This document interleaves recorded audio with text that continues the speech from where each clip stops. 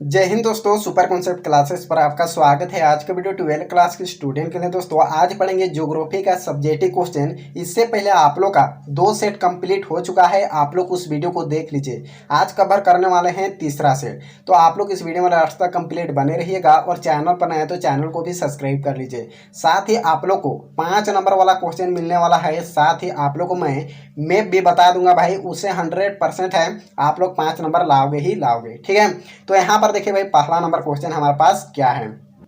जनसंख्या वृद्धि को परिभाषित करें, यानी जनसंख्या वृद्धि किसे कहते हैं। तो यहाँ पर देखिए आंसर क्या लिखा हुआ है, 2 समय अंतरालों के बीच जनसंख्या में हुई परिवर्तन को जनसंख्या वृद्धि कहते हैं। 2 समय आप लोग सुने होंगे, जनगणना। ठीक है, जनगणना कब होता है, 10 वर्ष में होता है। कितना, 10 वर्ष में होता है। एक बार हुआ था 2001 में हुआ था, एक बार हुआ था 2011 में। ठीक है, और 2021 में तो नहीं हुआ था क्योंकि कोरोना काल था। तो यहाँ पर कह रहा है 2 समय अंतराल, यानी देखिए यहाँ पर 2001 और 2011 यानी इसके बीच का समय। ठीक है, यानी यहाँ पर 10 वर्ष हो जा रहा है। तो 10 वर्ष में जो भी जनसंख्या घटता है बढ़ता है उसी को क्या कहते हैं, जनसंख्या वृद्धि कहते हैं। तो इतना सा आप लोग मालूम रखिएगा। चलिए आगे देखते हैं, दूसरा नंबर क्वेश्चन हमारे पास क्या है। तृतीय क्रियाकलाप किसे कहते हैं, यानी तृतीय क्रियाकलाप किसे कहते हैं। तो इसी तरह का आप लोग हेडिंग दीजिएगा ब्लैक पेन से। ठीक है, तो यहाँ पर देखिए क्या है आंसर। तृतीय क्रियाकलाप के अंतर्गत किसी वस्तु का उत्पादन नहीं होता है। इसके अंतर्गत अमूर्त सेवा को शामिल किया जाता है, जैसे शिक्षा, स्वास्थ्य, व्यापार, परिवहन आदि। यानी तृतीय क्रियाकलाप के अंतर्गत कोई भी वस्तु का उत्पादन नहीं किया जाता है। तृतीय क्रियाकलाप सेवा प्रदान करता है। ठीक है, ये सब क्या है, शिक्षा ये क्या देता है, सेवा देता है। ठीक है, स्वास्थ्य क्या है, ये भी सेवा देता है। व्यापार, परिवहन ये सब क्या है, सेवा प्रदान कर रहा है। तो इतना सा आप लोग को मालूम होना चाहिए। चलिए आगे देखते हैं, तीसरा नंबर क्वेश्चन हमारे पास क्या है। प्राकृतिक वनस्पति को परिभाषित करें। तो यहाँ पर देखिए आंसर क्या है, प्राकृतिक वनस्पति का यह अंश या भंडार जिसका विशिष्ट तकनीकी, आर्थिक और सामाजिक दशाओं में उपयोग किया जाता है, प्राकृतिक वनस्पति कहलाता है। यानी जो भी प्रकृति के द्वारा दिया हुआ है उसका हम लोग क्या करते हैं, उपयोग करते हैं, यानी आवश्यकताओं की पूर्ति करते हैं। बात समझ गए।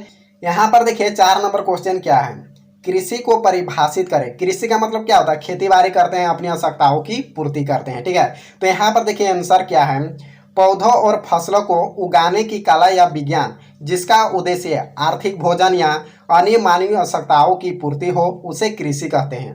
कृषि का मतलब यही हुआ भाई, हम लोग अपनी आवश्यकताओं यानी मानवीय आवश्यकताओं को पूर्ति करने के लिए खेती बाड़ी करते हैं। ठीक है, तो यहाँ पर यही समझना है। चलिए आगे देखते हैं, 5 नंबर क्वेश्चन हमारे पास क्या है। मानव विकास सूचकांक की गणना किन घटकों से की जाती है। तो यहाँ पर देखिए आंसर क्या है, मानव विकास सूचकांक की गणना 3 घटकों से की जाती है। पहला है जीवन अवधि, दूसरा देखिए क्या है, ज्ञान अथवा शैक्षिक उपलब्धि, और तीसरा देखिए क्या है, जीवन स्तर। तो ये क्या है, मानव विकास की सूचकांक है। आगे देखिए 6ठा नंबर क्वेश्चन हमारे पास क्या है, कच्चा माल पर आधारित उद्योग के 2 उदाहरण दीजिए। यानी कौन कौन सा उद्योग कच्चा माल पर आधारित है, उसका 2 उद्योग का नाम लिखना है। तो यहाँ पर देखिए एक होता है जूट उद्योग और एक होता है चीनी उद्योग। ये दोनों कच्चा माल पर आधारित है। आगे देखिए 7 नंबर क्वेश्चन क्या है, धान तथा गेहूं फसल में कौन रबी और कौन खरीफ से संबंधित है। तो आप लोग को यहाँ पर बताना है कौन खरीफ फसल है, कौन रबी फसल है। ठीक है, तो यहाँ पर देखिए भाई, धान खरीफ फसल है। ठीक है, और गेहूं रबी फसल है। इतना सा आप लोग को मालूम होना चाहिए। चलिए आगे देखते हैं, 8 नंबर क्वेश्चन क्या है। देखिए यहाँ पर 8 नंबर वाला क्वेश्चन ये 3 नंबरी क्वेश्चन है। क्या, 3 नंबरी क्वेश्चन है। ठीक है, फिर आप लोग को 5 नंबर वाला भी क्वेश्चन मिलने वाला है, टेंशन नहीं लेना है।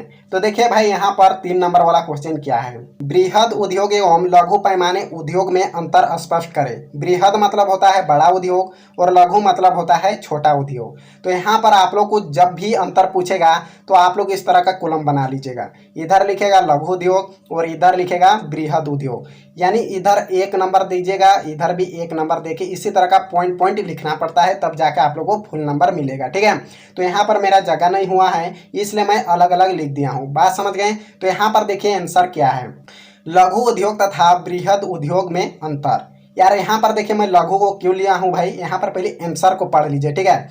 ये छोटे पैमाने पर होता है, तो इधर आप लोग कॉलम बनाइएगा, इधर लघु लिखिएगा, इधर बृहद को लिखिएगा। ये छोटे पैमाने पर होता है 1 नंबर में, तो बृहद तरफ यानी बड़का उद्योग तरफ लिखिएगा, ये बड़े पैमाने पर होता है। जस्ट इसका उल्टा छाप देना है आप लोग को, ठीक है। यहीं पर आप लोग को फुल नंबर मिलेगा। तो यहाँ पर देखिए भाई लघु उद्योग का आंसर क्या है, देखिए पहला पॉइंट क्या है, ये छोटे पैमाने पर होता है, यानी लघु उद्योग क्या होता है, छोटा होता है, ठीक है। दूसरा पॉइंट देखिए क्या है, इनमें ऊर्जा से चलने वाली साधारण मशीनों का प्रयोग की जाती है, यानी लघु उद्योग में बिजली से चलने वाला साधारण मशीन का प्रयोग किया जाता है। तीसरा पॉइंट देखिए, इन उद्योगों में पूंजी तथा कम श्रम की आवश्यकता होती है, यानी लघु उद्योग में कम पैसा तथा कम श्रमिक की आवश्यकता होती है।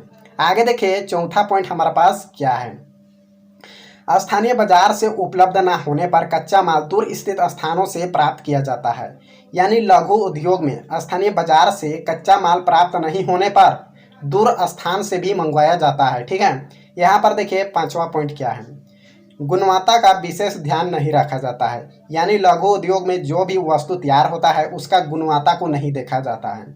छठा पॉइंट देखिए, लघु उद्योग का प्रबंध साधारण होता है, यानी यहाँ का जो भी वस्तु तैयार होता है, मशीन वगैरह रहता है, ये सभी क्या रहता है, साधारण रहता है, ठीक है। यहाँ पर देखिए सातवां पॉइंट क्या है, उत्पादन को बाहर के बाजार में बेचा जाता है, यानी जो भी लघु उद्योग में वस्तु तैयार होता है इसको बाहर के बाजार में भी बेचा जाता है। अब यहाँ देखिए भाई बृहद उद्योग मतलब बड़का उद्योग, ठीक है। तो यहाँ पर देखिए आंसर क्या है, पहला पॉइंट देखिए, ये बड़े पैमाने पर होता है, तो लघु उद्योग में क्या था, ये छोटे पैमाने पर होता है, यानी जस्ट इसका उल्टा छाप देना है आप लोगों को, ठीक है। यहाँ पर देखिए दूसरा पॉइंट क्या है, इनमें अति आधुनिक एवं ऊर्जा से चलने वाली स्वचालित मशीनों का प्रयोग किया जाता है, यानी यहाँ पर बृहद उद्योग यानी बड़का उद्योग में अच्छा मशीन का उपयोग किया जाता है, स्वचालित मशीनों का प्रयोग किया जाता है। बात समझ गए। यहाँ पर देखिए तीसरा पॉइंट क्या है, इन उद्योगों में अधिक पूंजी तथा अधिक श्रम की आवश्यकता होती है, कुछ कारखानों में हजारों की संख्या में श्रमिक काम करते हैं, यानी बृहद यानी बड़का उद्योग में अधिक पैसा लगता है, साथ ही श्रमिक का भी अधिक आवश्यकता पड़ती है, साथ ही बड़े कारखानों में हजारों की संख्या में श्रमिक रहते हैं, काम करते हैं। बात समझ गए।